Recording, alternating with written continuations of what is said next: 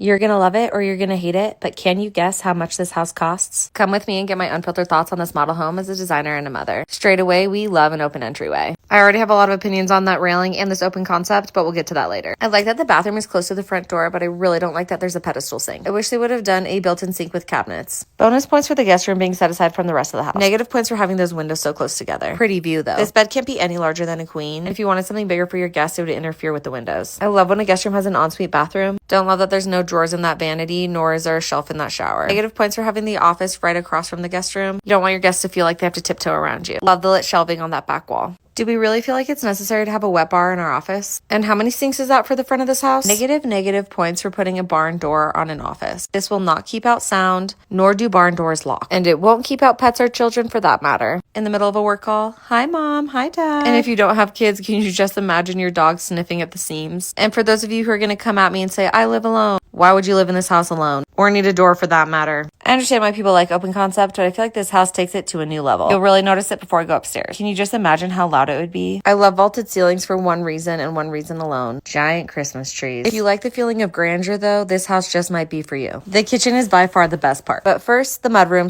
/ owner's entrance. I like the color of the cabinetry. My preference would always be to have closed cabinets like locker style instead of open hooks. However, this closet is such an amazing size, you could probably hide all your stuff in there anyway. I love this waterfall countertop and the backsplash. Also really like that they chose to do 2 different color cabinets, making the front kitchen white and this prep kitchen this dark gray. The contrast looks really nice. The pantry size is amazing. It would be so nice to put all of your appliances back here. One thing that really bugs me about this prep kitchen is that you can see the sink from the main kitchen. I've always felt like a prep kitchen should have the sink hidden because that kind of feels like it's the point of the prep kitchen, to hide your prep. Love that there's 2 dishwashers. I feel like that's a game changer. For this size home, I expected to have a formal dining room, but this one does feel like it has a good amount of space. Not a fan of the backsplash in here. Also, do we need a second wet bar on this floor? If you've been keeping count, can you tell us how many sinks we're at? Here's what I mean about this open concept being very open. The whole upstairs is open. There's no walls to absorb the sound. Also, can we imagine a child jumping out those windows or off that railing? But I guess we'll save that conversation for the video on the upstairs.